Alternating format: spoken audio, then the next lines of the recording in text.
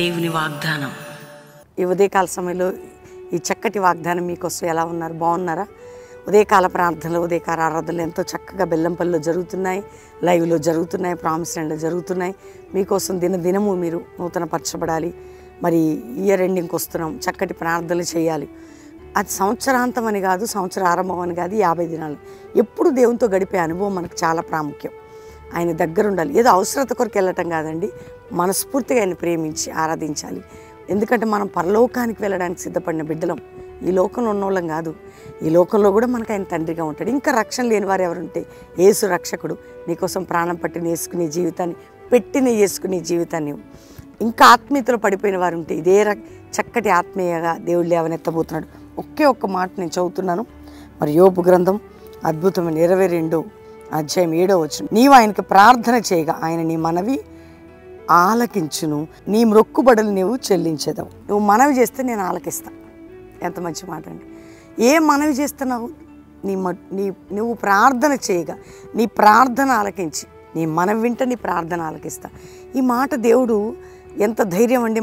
నేను నీతో మాట్లాడుతున్నా, ఏ వచనం తీసుకొని ఎవరి సందర్భంగా అది మన కోసమే కదండి. నీ ప్రార్థన, నీ మనవి నేను ఆలకించుచున్నాను. నీ ప్రార్థనలు, నీ మనవులు నేను ఆలకించేదను. కాబట్టి ధైర్యంగా ఉండు. ప్రతి దినము ప్రార్థన చేయి, దేవునితో అట్టు చూడండి, దేవుని దగ్గర అవ్వండి, క్రీస్తుతో అంటుకట్టుబడి ఉండండి. ఏ విషయంలో దిగులు పడకండి. మనందరం దేవునికి థ్యాంక్స్ చెప్పి ఈ మాటను బట్టి ప్రార్థన చేద్దాం.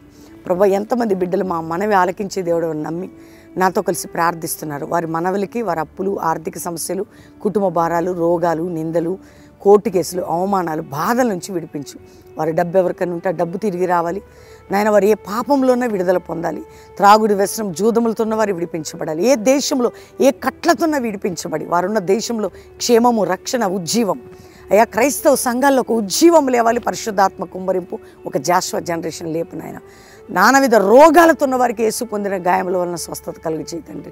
ఎవరి కండిషన్లను విడిపించి ఈరోజు మ్యారేజ్ డే, బర్త్డే బిడ్డల్ని బ్లెస్ చేస్తూ మా దేశాన్ని, ప్రపంచాన్ని, బంధకాలను అందరినీ కాపాడి రక్షించి విడుదలిచ్చి మీరు తోడై ఉండమని యేసు నామములో అడుగుచున్నాం తండ్రి, ఆమేన్.